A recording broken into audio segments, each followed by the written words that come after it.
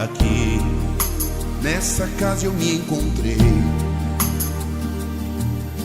Entrei e aqui dentro vi saída. Sim, foi nessa casa de amor que as benesses do labor cicatrizaram minhas feridas. Depois de muitos e muitos passes, estudo e a água da paciência. Boa noite a todos e a todas.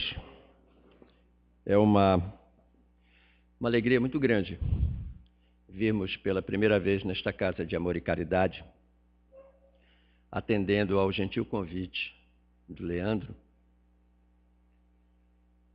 para conversar com vocês sobre um tema que nos toca de perto, sobre o qual nós somos testados todos os dias na nossa fé. Mormente nesses tempos de crise, em que muitas pessoas dizem que a única saída do Brasil é pelo aeroporto, com a qual eu não concordo, e que nós somos instados diariamente, em diferentes situações, a provar a nossa fé. Quando eu ofereci 3 temas para o Leandro, ele optou por esse. E a minha primeira pergunta para vocês: o que é fé para vocês? Podem falar alto, porque inclusive está gravando a palestra. O que vocês entendem por fé?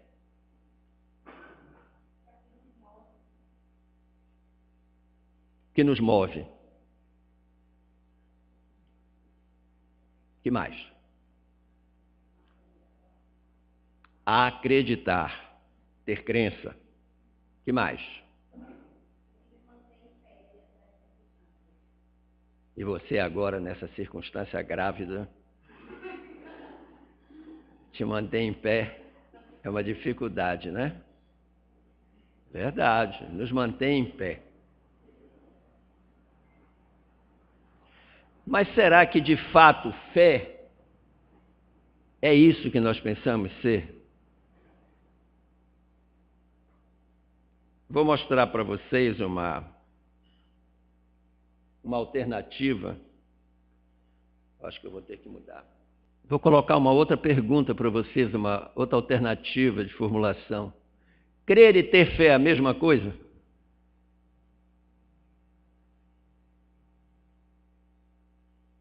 Eu também já passei por esse dilema. Até que um dia minha mentora me mandou ler um livro, porque ela disse: meu filho, eu acho que você está no caminho errado. Professora Glorinha. Presta atenção, em grego, lá no Evangelho, a palavra fé vem de pistes, que dá origem ao verbo pisteuen. Em grego, que é a língua que foi escrita o Evangelho. Saiu do copta, que era a língua original na época de Jesus, foi traduzida para o grego, posteriormente para o latim e espalhou-se. E a gente sabe que, à medida que as traduções vão acontecendo, pequenas ou grandes modificações podem ser inseridas por conta dos vocábulos utilizados em cada cultura. Ademais, os textos evangélicos, especialmente as parábolas, elas não são diretas. E a gente poderia até perguntar, mas por que Jesus não facilitou e colocou um texto mais ameno para que as pessoas entendessem de vez? Nós precisamos lembrar como era o mundo e aquela população onde Jesus estava inserido em termos de evolução moral, e intelectual.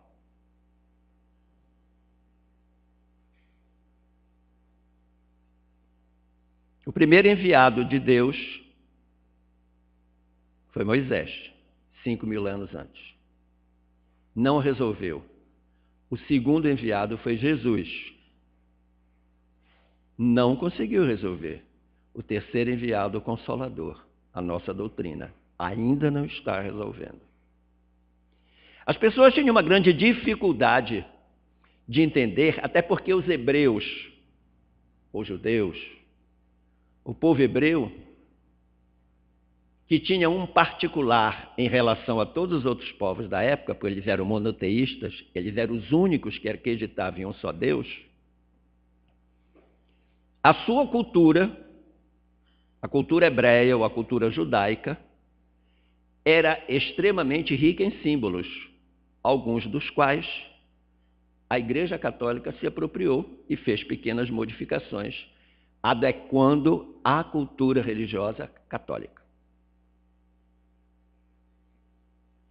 Jesus precisava falar naquele formato, principalmente das parábolas, porque as pessoas não estavam preparadas. Ele queria também que as pessoas corressem atrás do conhecimento e procurassem refletir para desenvolver o intelecto. E também não queria facilitar a vida dos doutores da lei, que muitas vezes ficaram confundidos com as palavras de Jesus. No latim, vocês vão perceber então que aparece uma grande diferença. A língua grega é mais antiga que a língua latina, que o latim. Fé vem de fides, daí a palavra fidelidade.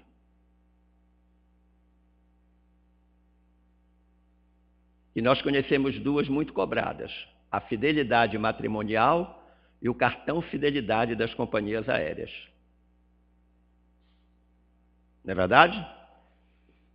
O verbo que explicava fides, diferente do grego que era pisteuen, agora é credere, que deu a palavra crer, o verbo crer. Daí o substantivo crença, acreditar. Então veja que nesta mudança, o contexto etimológico provocou internamente nas pessoas uma grande mudança, de ficar com a crença, de ficar com o fides, o credere, ao invés de ficar com o pistes e o pisteuen, até porque a língua grega acabou perdendo a importância, enquanto que a língua latina espalhou-se mundo afora, inclusive para nós. Só que tivemos uma outra língua diferente, mas de raiz latina, que é a língua portuguesa. Quando a gente lê o livro do Robert Holden, A Mensagem Viva do Cristo, há um texto extremamente significativo para a gente falar sobre fé. Ele diz: a palavra pistes ou fides significa originariamente harmonia. Então veja que a primeira condição essencial para nós manifestarmos a nossa fé é nós estarmos em harmonia interna consigo mesmo, externa com a divindade e com os demais. A harmonia começa no lar, passa pelo trabalho e vai à sociedade. Estar em harmonia é semelhante a estar em paz. Porque a harmonia, ela tem uma visibilidade externa que a paz não tem. Que às vezes você está harmônico para fora, mas internamente não está em paz. Não é verdade? Os casados dormem com sua esposa diariamente. Mas se ela não tiver, vocês continuarão dormindo com uma mulher, chamada consciência. E é nela que mora a nossa paz. Alguém vê a consciência de alguém? Mas a gente diz, mas fulano não teve consciência, fulano não tem consciência. Aprendemos na doutrina espírita que a consciência não está aqui. O que está aqui é a memória. Nossa consciência está fora. Que em muitos livros da doutrina espírita, consciência é sinônimo de espírito.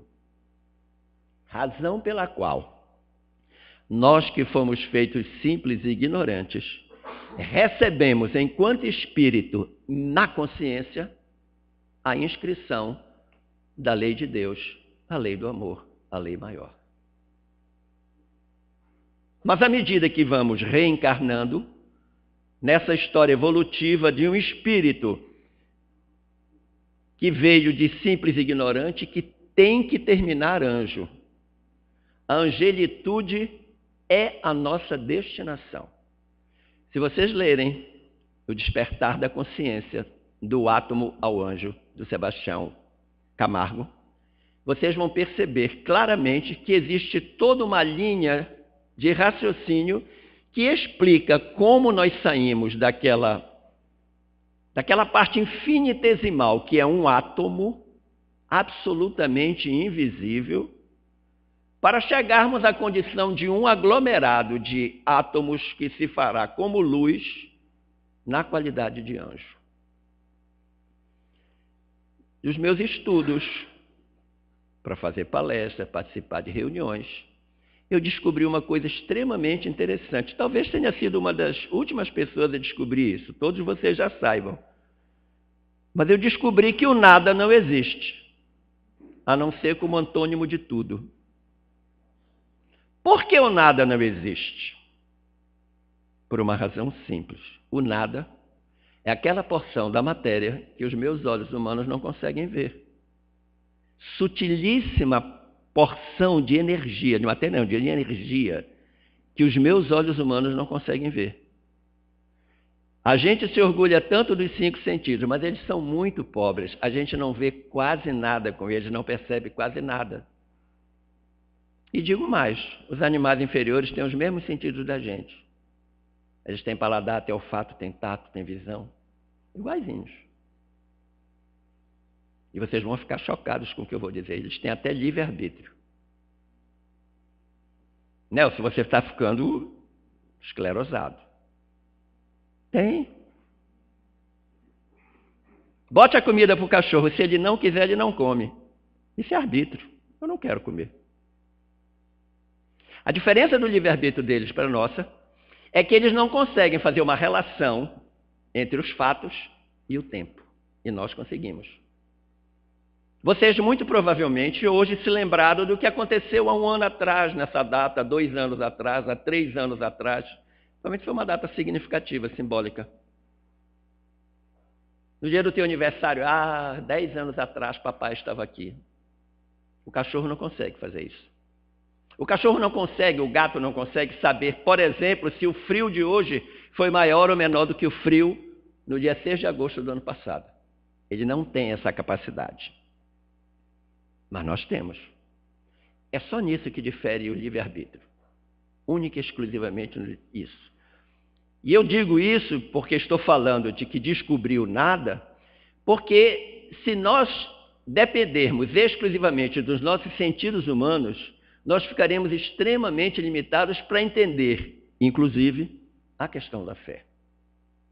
Que nós temos que ir muito além, muito adiante, para compreender essa questão da fé. E ele continua dizendo, sintonia, consonância, ter fé, estabelecer ou ter sintonia, harmonia entre o espírito humano e o espírito divino, entre nós e Deus, entre nós e a divindade. Não nós, a matéria que forma o Nelson, nós, o espírito e a matéria que forma o Nelson. Que formam o Paulo, o João, o Pedro, a Maria, a Antônia. E esta sintonia é extremamente importante na condução das nossas vidas. Eu costumo dizer que se você quiser escutar a rádio CBN Recife, você tem que localizar o dial do rádio em 105,7. Se você colocar em 105,6 ou 105,8, vai dar chiado, vai dar ruído. A mesma coisa é a sintonia com Deus. Ou nós sintonizamos na frequência divina, ou vai dar ruído à esquerda ou à direita, e a nossa sintonia não será legal, não será boa. Mas, Nelson, como é que eu faço para desenvolver essa sintonia? A lei de amor não está inscrita no espírito, não está na consciência. A gente tem alguma dúvida no que é certo e no que é errado? Algum de vocês, qualquer um de nós, sabe o que é o bem e sabe o que é o mal? Não sabe? Tem dúvida? Não. Ninguém tem dúvida. E por que a gente ainda faz? Porque nós somos recalcitrantes. Como diz o Carlinhos Conceição, indo e voltando. Encarna, desencarna, reencarna, encarna, desencarna, reencarna. E a toada é a mesma.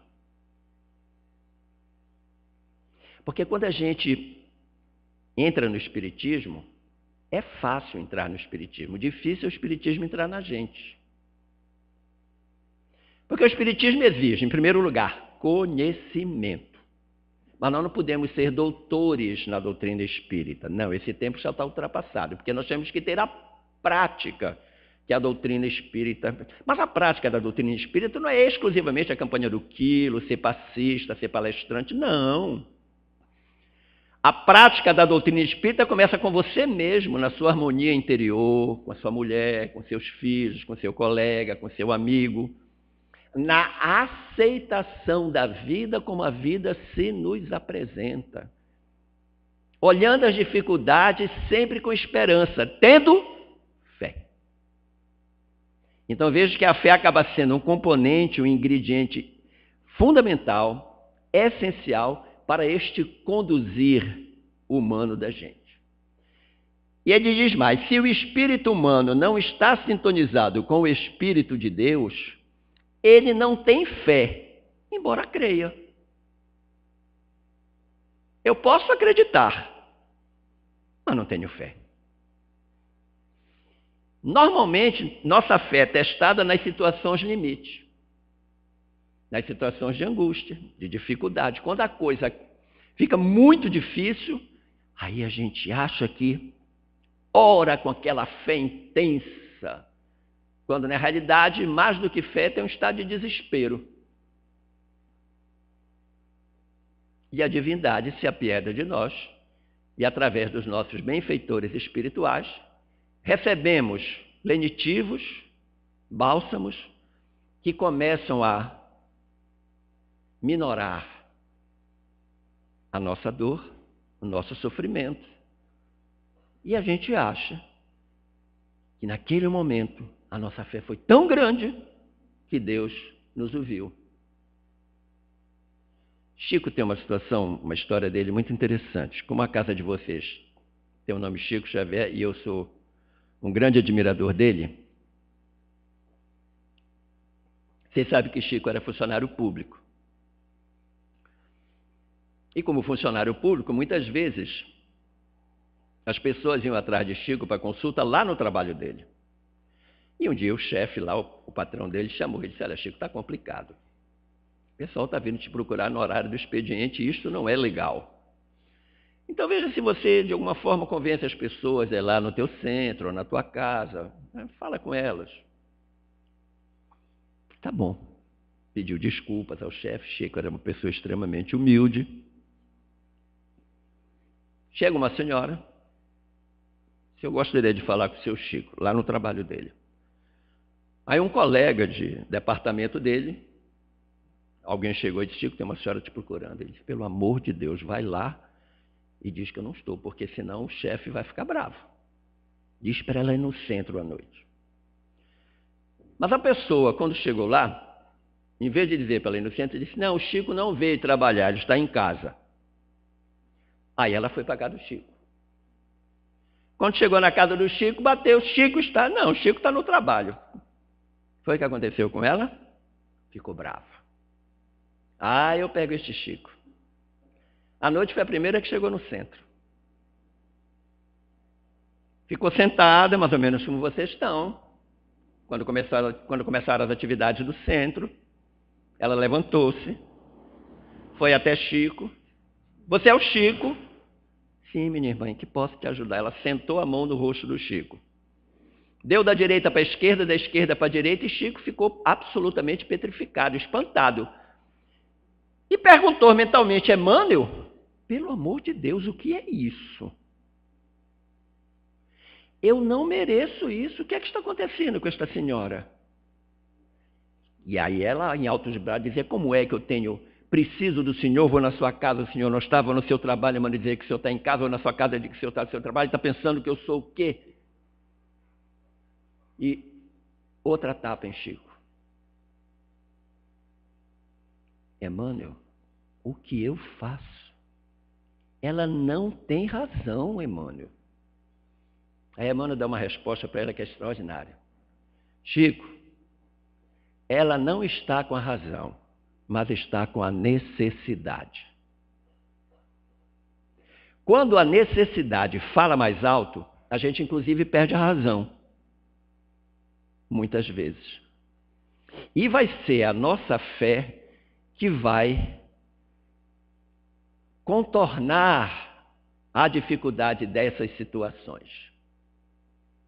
Leon Denis tem uma frase no seu livro Salve o Melhor Juízo Depois da Morte. Ele diz assim: fé e confiança da criatura em seus destinos. Fé é a confiança da criatura nos seus destinos. O que é o destino? É a história das nossas vidas. Para onde eu vou? Eu não vou para Camusim. Eu não vou para a Argentina. Eu não vou para Miami.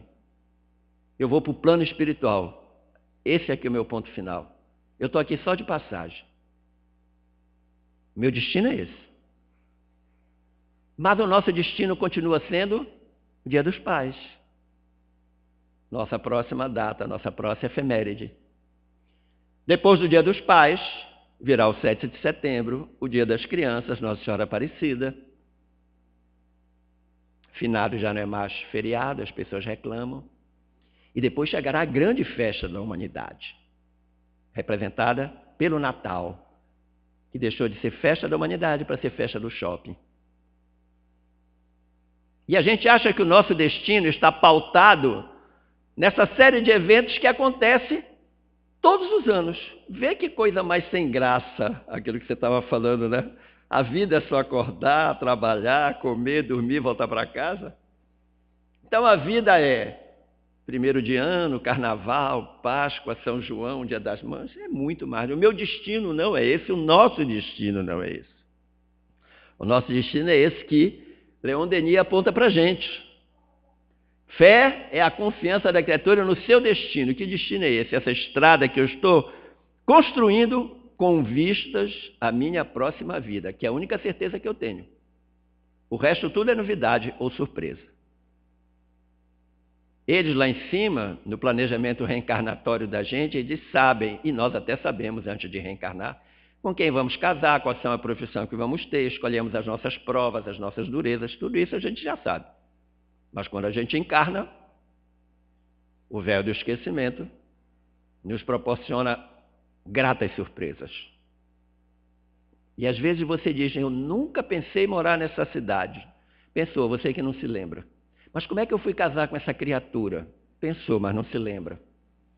Mas eu só queria 2 filhos, estou com 8. Pensou, mas não se lembra. Quem muito manda na sua vida, manda 10%. Os outros 90% é sem nenhum controle. Eles controlam por nós. Quem muito manda na sua vida. O sentimento que a eleva à infinita potestade, ou seja, a minha fé me coloca perto de Deus. Lembra do primeiro slide? Miguel Ângelo, Capela Sistina, a criatura e o Criador. Não é? A certeza de estar no caminho que vai ter a verdade. Vai ter a verdade. Que verdade é essa? Que verdade nós carregamos dentro de nós mesmos? Que verdade é essa? O contrário da mentira ou as verdades que nos interessam, que nos são convenientes? Vejam, nós temos passado por situações interessantes nesse país. As pessoas vestiram verde, amarelo, branco, vermelho, foram às ruas, protestaram, pediram reforma, pediram mudanças. Mas ninguém quer mudar a si mesmo.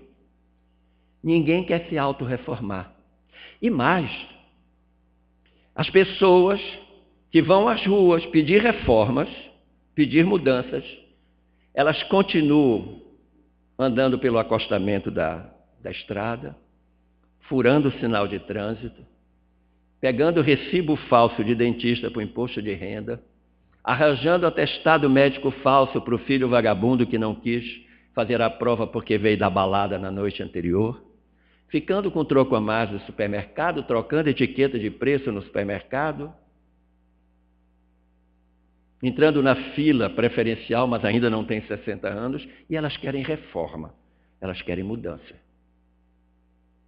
Então nós precisamos buscar essa nossa coerência interna, para depois cobrarmos a externa, porque senão a gente não vai a lugar nenhum. No mesmo livro, Leon Denis faz duas comparações da fé. A fé cega.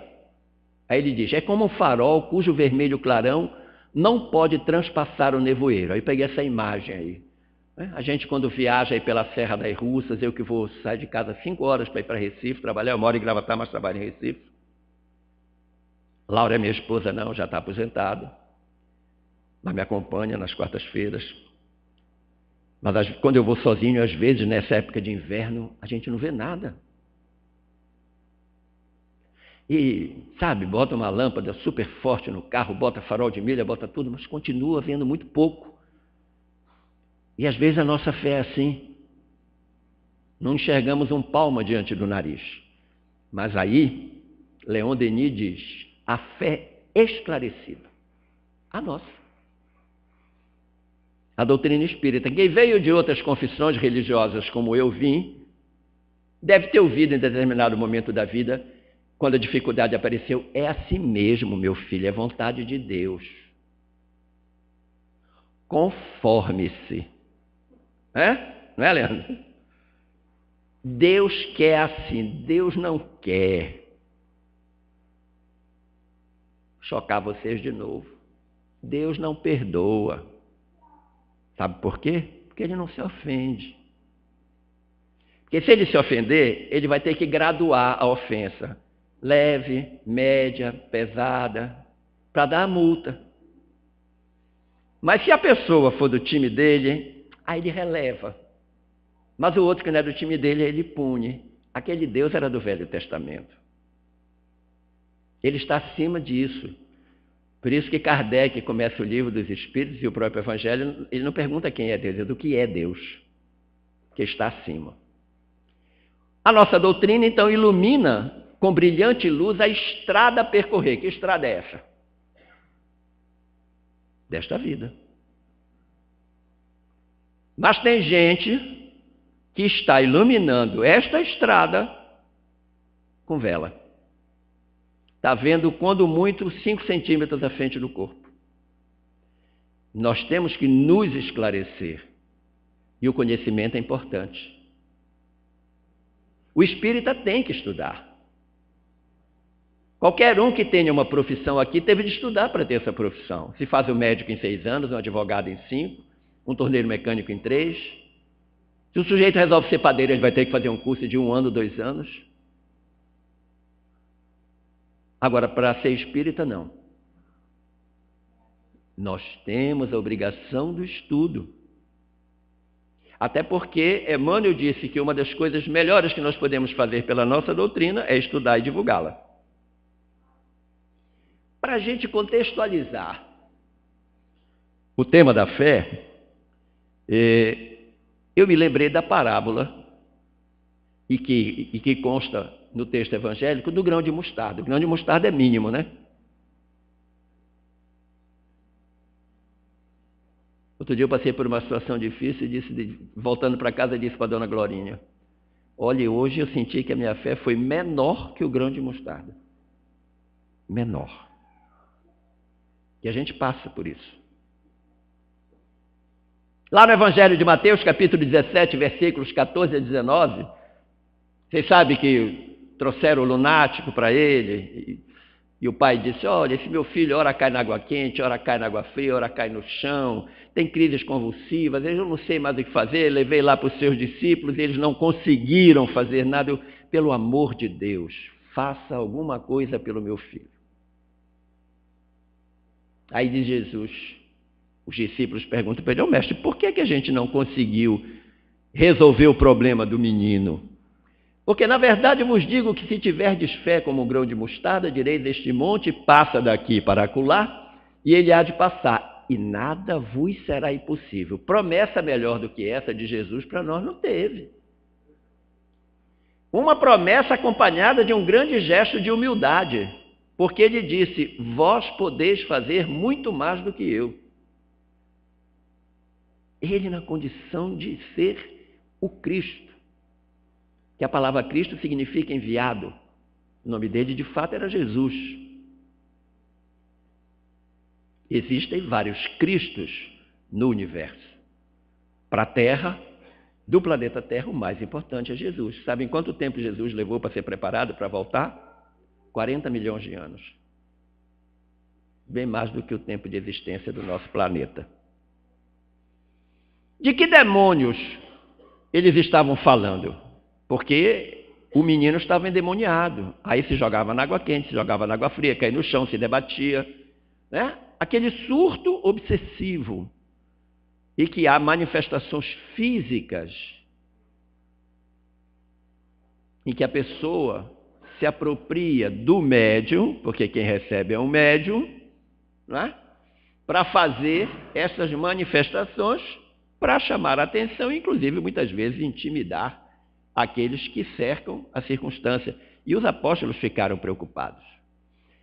Eles seguramente não estavam falando deste demônio, que é o que muitos ainda têm na cabeça. Feio, rabo comprido, chifre.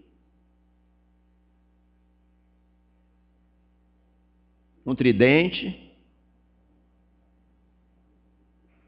Não foi assim que a gente aprendeu? Satanás. Para os hebreus, embora eles entendessem e reconhecessem a figura de Satanás, mas eles diziam que o Satanás, os espíritos Satanás, poderiam ser bons ou maus. Que não tinha exclusivamente o Satanás mau, mas nas traduções e nas culturas, Satanás passou a ser, a figura satânica passou a ser o elemento do mal. Dá para imaginar um Satanás bom? Não dá, né? Fica difícil da gente entender. Jesus, então, explicou para eles que eles precisavam entender que ali, naquele menino, naquele jovem, não havia, de fato, um Satanás. Que Satanás, para nós, nos foi explicado na doutrina católica, que era Lúcifer, um anjo que ousou ter a sapiência de Deus e foi expulso da corte angélica. Não foi assim que a gente aprendeu? Eu estudei em colégio marista. Aprendi assim, né? Jesus disse, olha, vamos considerar que o que está acontecendo com essa criança, com este menino, com este jovem, é a manifestação de um espírito infeliz e sofredor. Que o que este menino está passando pode ser, inclusive, um resgate de uma vida anterior. E ele passa pelaquela circunstância. Nós, quando vemos alguém numa situação de qualquer limitação, a gente fica olhando e diz, oh meu Deus. E não sabemos, ou deveríamos saber, que às vezes aquela prova foi solicitada pelo Espírito para adiantar-se no seu processo evolutivo. Só que a gente não tem consciência. Nós não temos consciência. Daqui a pouquinho eu vou falar o lugar onde mora a fé. Ali também Jesus quis mostrar aos discípulos que tinham duas circunstâncias que estavam envolvidas não apenas com o garoto, mas com a família, a da compreensão e aceitação. Eu trabalho com mutilados da face. Pessoas que perdem nariz, olho, mandíbula, pedaço da cabeça, malar. E várias vezes recebi pacientes que dizem assim, olha, depois que eu fiquei assim, mutilado, a família fez um quartinho lá no fundo da casa e eu fico lá. E teve uma época, logo no início, que eu não podia nem fazer a refeição com eles. Porque, claro, uma mutilação facial é muito feio, não tem como esconder. E já encontrei pessoas que chegaram comigo e disseram assim, olha, eu perdi esse olho porque a minha filha se perdeu com o rapaz. Deus me puniu. Já ouvi esse relato, fazendo a anamnese do paciente. Eu disse, agora me diga uma coisa. Esse Deus que lhe puniu aí, por que ele tirou o seu olho e não tirou da sua filha? Ou do namorado? Por que o seu? E a sua filha não se perdeu, a sua filha se achou. De repente virá dessa união fortuita uma família belíssima. A senhora já está atestando que vai dar errado? O senhor acha, doutor? Tenho certeza. Porque Deus puniria a senhora se o que a senhora considera erro foi da sua filha. Compreenda que Deus é pai. Se um pai terreno, o filho ao pedir um pão, não lhe dará uma cobra, imagina o Pai do céu que nos ama verdadeiramente fazer isso com algum de seus filhos. Não há o menor sentido disso acontecer. E disse também, claro que não com essas palavras são do Nelson, de que a dificuldade de expulsar aquele demônio era o estado de adiantamento moral dos próprios apóstolos. Não obstante eles estarem há quase 3 anos com o Cristo, acompanhando o Cristo, conversando com ele, dormindo com ele, acordando com ele, vendo tudo o que ele fazia, eles ainda não tinham assimilado essa capacidade que todos nós temos de fazer esse tipo de ação. Mas para isso nós temos que estar moralmente adiantados para poder, por sintonia, lembra da frequência do rádio, trazer para nós os bons espíritos que farão este trabalho através de nós, libertando aquele espírito sofredor que não será admoestado, mas será recebido com amor e carinho. Receberá de nós toda a atenção. Você não pode estar dando reprimendas numa mediúnica, por exemplo, numa manifestação com qualquer médium, de um espírito que acabou de desencarnar num acidente de carro e está revoltado. Pode fazer isso. Como Cristo, como Jesus, tinha autoridade moral, ele chegava e dizia, sai, e ele saía. Mas os apóstolos ainda não estavam nesse patamar evolutivo. E aí ficava difícil. Sai, não saio. Sai, eles riam e debochavam. Aí os apóstolos desistiam. Por que eles desistiam? Porque a fé era pequena. Se a fé fosse muito grande, porque a fé primeiro em nós, em Deus e nos homens. Para falar de fé, a gente tem que falar dos resultados efetivos da fé. E aí nós vamos ter que usar 2 contabilidades e compará-las. Contabilidade humana e contabilidade divina. Na contabilidade humana, normalmente nós trabalhamos com crédito e débito. Meu amigo que veio da escola bancária sabe disso melhor do que eu. E lá está escrito que quanto mais se dá, com menos se fica. Tire todo mês da poupança e a poupança se acabará. Tire sem depositar. Não é assim que funciona? Nosso gerente ali pode nos ajudar. Se eu estiver errado, me corrija, amigo. É crédito e débito. E a gente, para não ficar no vermelho, tem que estar sempre o crédito acima e o débito abaixo. Quando um ultrapassa o outro, a gente entra no cheque especial, aí aguente os juros. Na vida espiritual, é da mesma forma. Porque a gente chega endividado, a vida é um cartão de crédito. E a gente vive só querendo pagar pelo mínimo. E pagar pelo mínimo é certeza de furo nessa economia. Nós temos que pagar integral. Por quê? Primeiro, porque a dívida anterior cresce. E segundo, a gente contrai novas. Então não vai acabar nunca. Mas numa reencarnação, Nelson, dá para zerar o débito? Claro que não. Nós estivemos nos circos romanos. Nós estivemos gritando solta Barrabás. Nós estivemos nas cruzadas.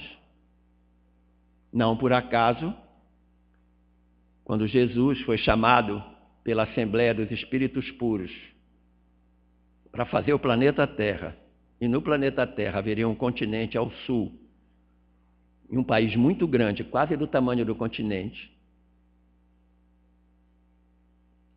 E quando ele percebeu que a árvore do Evangelho, que estava no Oriente há mais de 5.000 anos, não estava dando frutos, resolveu transplantá-la. E percebeu que o melhor lugar seria o Cone Sul para transplantar, porque viria um país novo, e esse país novo receberia todos os endividados, que somos nós, e poderia ser o coração do mundo e a pátria do Evangelho. É só ler o livro de Humberto de Campos, do irmão X, sobre isso. E nós que estivemos lá nas cruzadas, matando em nome de Deus, saqueando em nome de Deus, fomos trazidos para este país continente, para aqui melhorarmos. Mas a gente já chegou errado. 300 anos de escravidão. O livre-arbítrio não funcionou. Os cachorros daquela época eram mais inteligentes que a gente. Do outro lado, quanto mais a gente dá, quanto mais a gente gasta, aumenta a reserva na contabilidade divina. Quanto mais você vai dando de você, né? Dando e dando muito de você, mais forte você cresce. Aí eu fiz uma analogia. E na contabilidade divina, a coisa é mais ou menos quanto um buraco. Quanto mais se tira, maior fica. Não é verdade? Quanto mais eu tiro de mim. O que é que eu vou tirar de mim? Primeiro, as imperfeições. Estou fazendo a caridade moral para comigo mesmo. Depois vou fazer com os outros. E vou fazer a caridade material, claro. Eu preciso fazer a caridade material. Mas eu preciso fazer uma diferença entre caridade e beneficência. Porque quando eu tenho um pão e corto no meio e acho que estou sendo caridoso, não estou. Eu estou sendo beneficente e benemerente. Eu serei caridoso quando eu der um pão inteiro e se eleva para você e sua família. Que eu dou meu jeito. Porque a gente pensa que dando as coisas que detém, a gente está fazendo caridade. Quando é que a gente dá mais coisa? Final do ano, quando arruma o guarda-roupa, né? A roupinha velha já está rasgada, o sapato já está furado, aí você dá. Agora eu quero ver tirar um sapato novo do guarda-roupa, uma roupa nova e dizer, toma. E vai lá, entrega na rua, vai lá, entrega no bazar. Novinha, bonitinha. Que ainda dá para usar 2, 3 anos. Porque a gente dá o que detém e não o que tem. Porque o que nós temos é amor para dar. E a caridade material vem exatamente por esta água do amor. Jules Saint-Pin, que viveu no final dos anos 1700, ele disse uma coisa extraordinária. a morte, despe-nos de nossos bens. Vai o casaco, vai o tablet, o notebook, o sapato, para vestir-nos das nossas obras. Então, quando o Nelson chegar lá em cima, não adianta eu levar os trabalhos publicados, os TCCs orientados, as bancas participadas, as aulas ministradas, os pacientes atendidos, nada disso vai contar.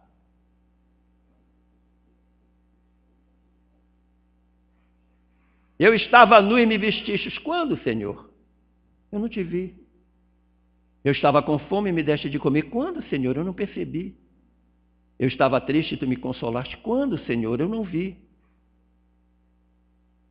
Mas eu acho, fico com a ideia de que tudo que eu tenho eu levarei.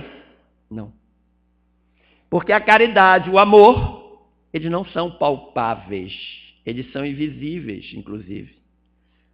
Só percebe ele quem recebe. E o primeiro grande beneficiário da caridade não é o sujeito que recebe, é o que oferta. É quem faz a caridade, é o primeiro beneficiado. O outro vem depois. Vocês lembram lá no filme Nosso Lar, quando aquela senhora pede para falar com o ministro, e vai junto com o André Luiz, e vai pedir para ele que, por favor, dê uma ajudinha na família que está passando uma dificuldade muito grande, e que ela precisava que alguém fosse lá, e que fossem feitas orações lá no plano espiritual do Nosso Lar. O ministro ouve todo o pedido dela. E quando ela termina, ele olha para ela e diz: mas me diga uma coisa, o que é que a senhora tem de crédito aqui na colônia para poder fazer esse pedido? Lá funciona como bônus hora, né?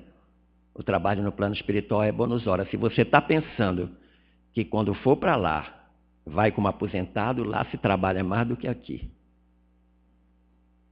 Não tem FGTS, nem Bolsa Família. Lá é bônus hora. André, quando chegou, o médico queria logo operar, né? Senão você vai limpar o hospital, depois você vem para cá. Isso sem contar os 8 anos de umbral lá. Não é verdade? Ora, se eu não tenho crédito, como é que eu vou sacar, hein, meu gerente? Daí porque eu digo que promessa é cheque sem fundo no banco de Deus. Não é verdade? Cheque sem fundo no banco de Deus. Você não tem e quer sacar. E esse gerente, não adianta ser amigo dele porque ele não abre.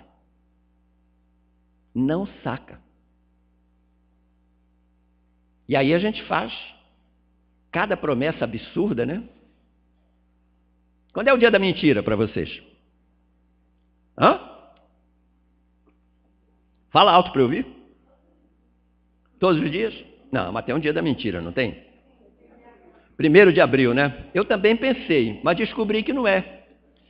O dia da mentira é 1º de janeiro. Porque no dia 31 a gente faz todas as promessas para o novo ano e não cumpre nenhuma. O fumante diz que vai deixar de fumar, o briguento diz que não vai mais brigar, o bebum diz que não vai mais beber, o impaciente diz que vai ficar paciente. A gente promete um monte de coisa para a mulher, para os filhos, para Deus, para a gente mesmo. Passou o efeito da champanhe, tudo igual. Tudo dantes como no quartel de Abrantes, no ditado popular.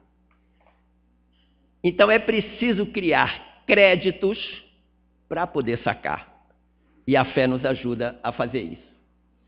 Em que sentido, então, Jesus falava? Por que ele disse, olha, se vocês tivessem fé, vocês diriam para essa montanha, te afasta daí, e ela se afastaria. Os discípulos, num primeiro momento, ficaram atônitos.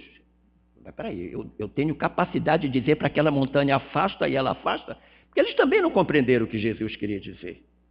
E o que Jesus queria dizer? Que montanhas são essas? As resistências da gente. Por exemplo, em aceitar algumas coisas da doutrina. Na minha concepção, não existe ninguém ateu. Existem pessoas com dificuldade de assumir alguma coisa diante das evidências da vida. Quando a gente opta pela doutrina espírita, nós ficamos emparedados. Porque Jesus disse, a quem muito for dado, muito será cobrado. Então, como a gente não quer ser cobrado, a gente vai e não vai. Fica na metade do caminho. Assiste uma palestra, daqui a um mês vai noutra, toma uma água fluidificada, overdose de água fluidificada. Overdose de passe. E a vida continua ruim. Claro, vai continuar. Eu não mudei. Eu não tirei de mim o atraso. Eu mandei buscar todos os meus obsessores, eles nem querem vir às vezes, mas como eu chamo tanto, eles vêm. Vêm e fazem o que tem de ser feito. Entrem naquele canal Amigos da Luz e vejam um vídeo da obsessão que é fantástico. É simplesmente fantástico. Má vontade. A gente consegue ficar... Olha, outro dia eu vi um palestrante, até daqui não, de Bezerros. Heraldo disse uma coisa muito interessante lá no Joana d'Arc. Ele disse, os espíritas são muito interessantes. Eles ficam 2 horas vendo um jogo de futebol, 4 horas assistindo um filme, feito os 10 mandamentos, ficam 1h30 no capítulo da novela, mas palestra espírita pode ser 1 hora. Mais de 1 hora cansa o fiel. Não é verdade? Por quê? Porque é um pouquinho de má vontade. Ontem eu fiz uma palestra no MEI e pedi que diminuíssem as luzes. Quando eu pedi, já tinham 3 dormindo. E aí eu disse, olha, eu quero favorecer os que já estão dormindo e ajudar os que estão com vontade de dormir. Porque eu sei que o cansaço do dia aliado a uma falta de boa vontade, para não dizer que é má vontade, né? Teria que ser elegante, a gente acaba cochilando. Eu duvido que você cochile no capítulo da novela, principalmente se for o penúltimo. Mas não cochila mesmo. Preconceito, somos muito preconceituosos. Os nossos interesses são pequenos ou são grandes? Os interesses menores nos afastam de Deus. Egoísmo. Né? Chaga da humanidade. Paixões orgulhosas. Atrapalham. É uma montanha que a gente tem que tirar. Né? Fanatismo religioso. Fizeram uma boneca muçulmana na França, bonitinha, linda, que fala. Agora, para ela falar, tem que puxar uma cordinha. Ninguém comprou a boneca. Com medo de puxar a cordinha e explodir. Porque quando eles puxam a cordinha, morre 30. E é linda a bonequinha. Mas é muçulmana.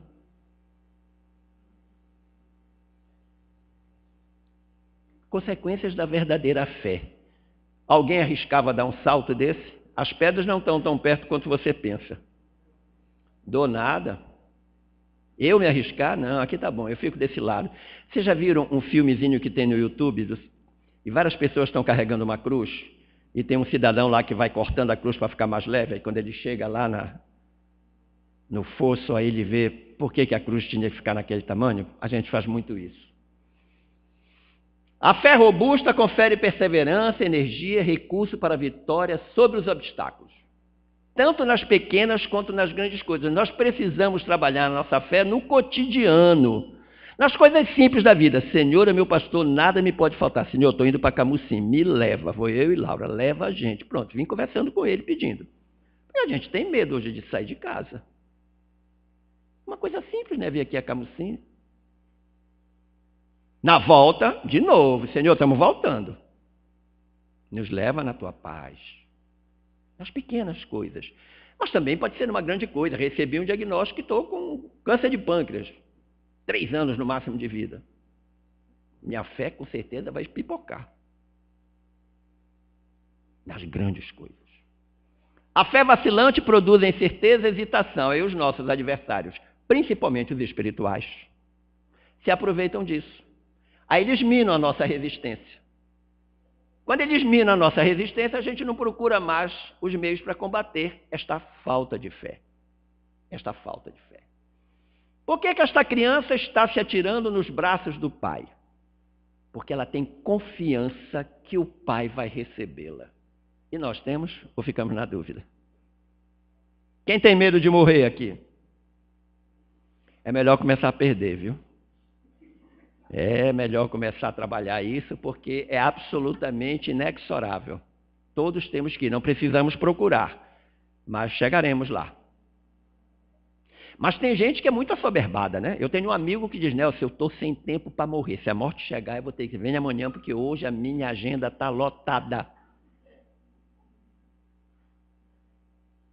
Homem, pelo amor de Deus, está lotada de quê? Eu estou cheio de compromisso. E tem um vídeo que é exatamente quando a morte chega e o sujeito tenta negociar com ela. Vejam, está no YouTube, que é engraçadíssimo. Tenta negociar com ela para ela voltar outro dia, porque ele tem uma agenda, uma pauta de reuniões. Considera-se fé a confiança que se deposita na realização de uma determinada coisa. Quando a gente diz eu tenho fé em Deus, a gente precisa refletir o que significa isso. Eu tenho fé que com Deus eu conseguirei. Porque quando eu digo fé em Deus, eu estou mandando para ele resolver. Resolva aí, Senhor. A coisa não funciona dessa forma.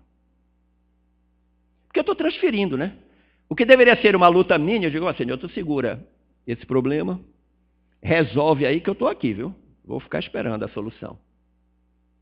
Com Deus, eu conseguirei resolver isto. Com Deus, eu conseguirei.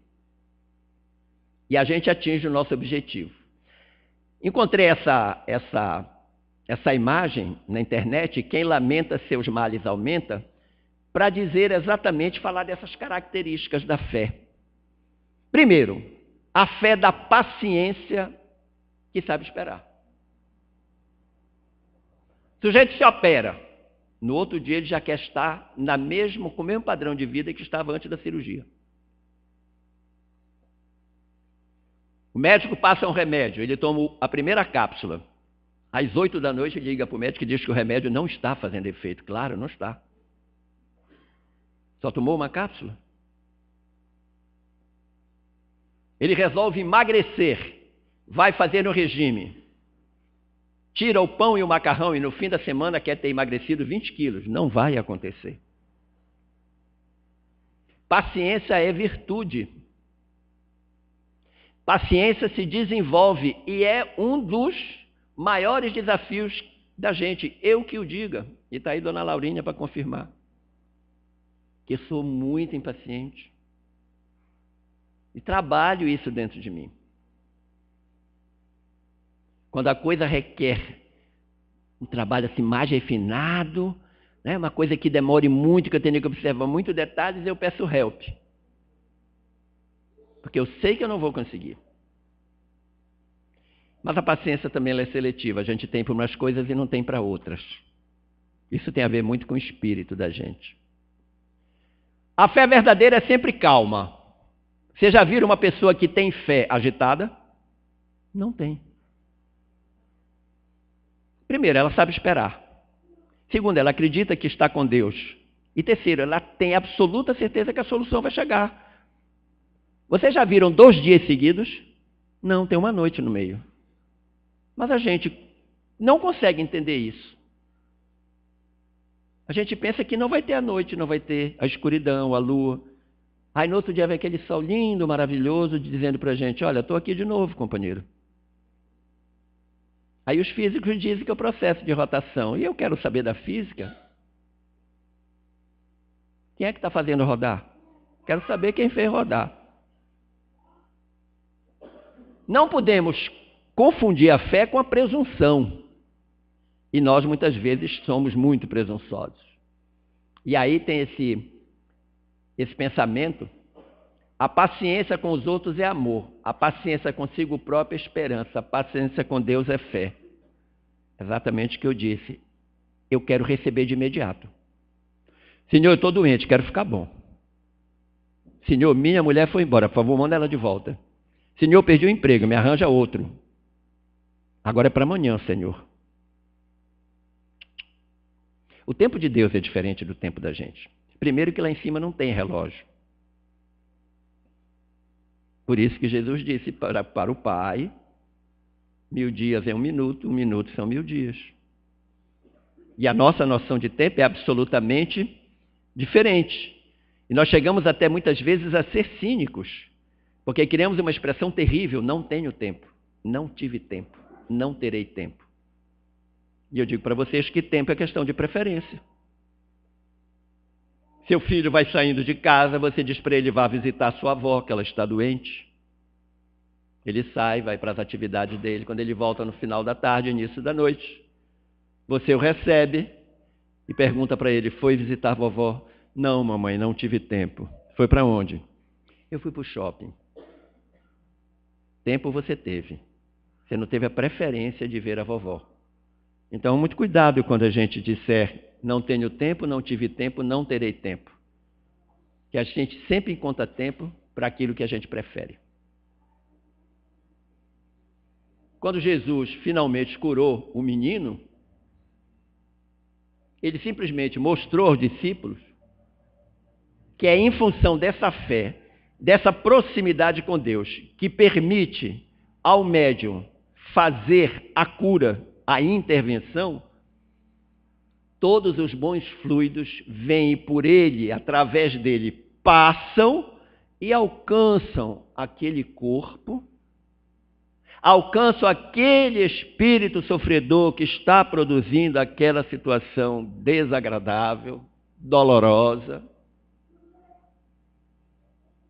Esses fluidos, com os fluidos que a espiritualidade que cerca o contexto está enviando, vão penetrando todos os envolvidos na circunstância e a cura, o bem, aparece. Meu conselho final, vamos aprender a pensar com o coração. Dizer outra coisinha que talvez vocês saibam, se não souberem, pode até ficar chocados. Vocês já perceberam que o coração é o único órgão do organismo que não tem câncer?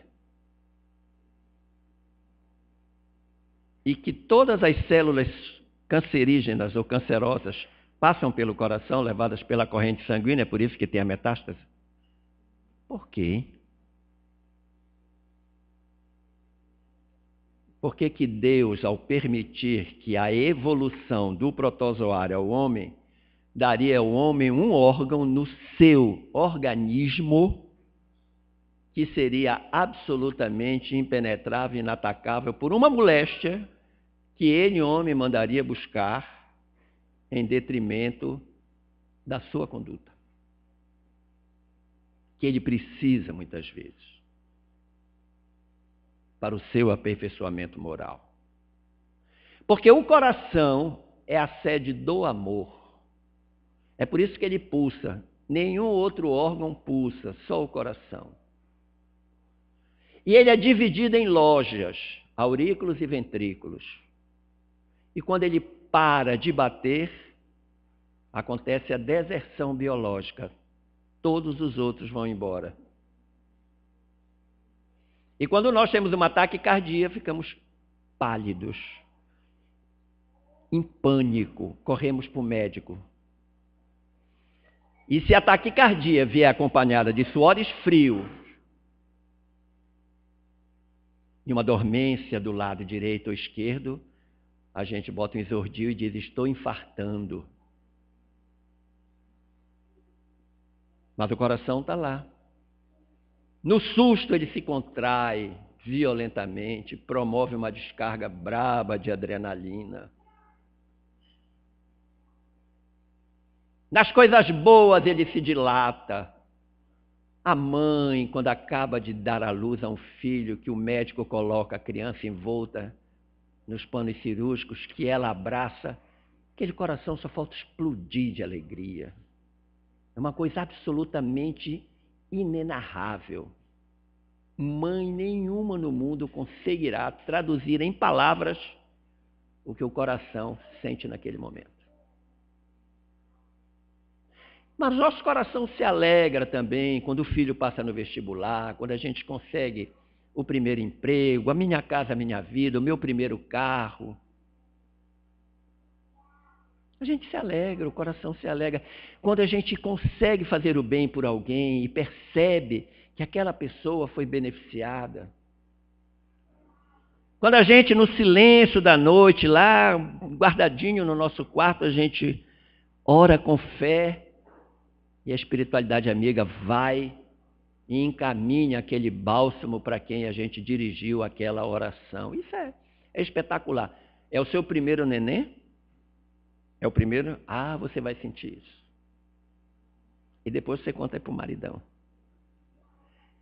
Retirando os véus de dúvidas que ainda param sobre as verdades evangélicas. Vós podeis fazer muito mais do que eu, disse o nosso Mestre Jesus.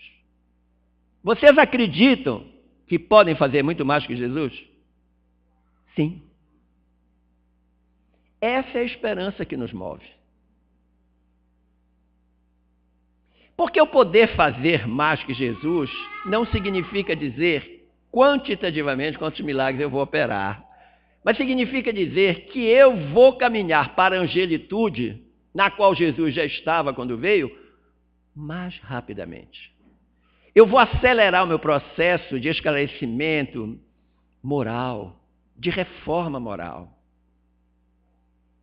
Reforma íntima sem martírios. Temos que ler da irmã Sidofo, por um médium lá de Minas Gerais. Nós estamos distantes de Deus. E aí, uma vez perguntaram para mim, e para você? Numa palestra. O que é fé? Aí Glorinha disse, e agora? Saia dessa, Nelsinho. Eu pensei, eu disse, fé é o instrumento que mede a distância entre eu e Deus, numa relação inversamente proporcional. Quanto maior a distância, menor a minha fé. Quanto menor a distância, maior a minha fé. Aí eu conseguirei tocar no dedo do Senhor. Porque eu não preciso procurar Deus nos templos, nos livros. Eu não preciso olhar para o céu. Percebam que a palavra Deus, as duas letras centrais são E e U. Eu. Deus está em mim, eu estou em Deus. Deus está em você, você está em Deus. O grau de proximidade, o grau de aproximação, quem vai dar é a tua fé. E ela não pode ser somente naqueles momentos de grande angústia, de grande dificuldade. Ela tem que ser sempre. E cada vez maior. Agradecendo a você, Leandro, o carinho do convite, a gentileza, a paciência, a caridade de me escutarem, de mandarem tão bons fluidos para mim, tão bons pensamentos, tão boa energia. Agradeço a Glorinha, Dona Célia, minha mãe à esquerda, e Glorinha à direita, sempre nas palestras. Obrigado pelo carinho da atenção. Uma semana de muita luz, de muita paz, de muita fé.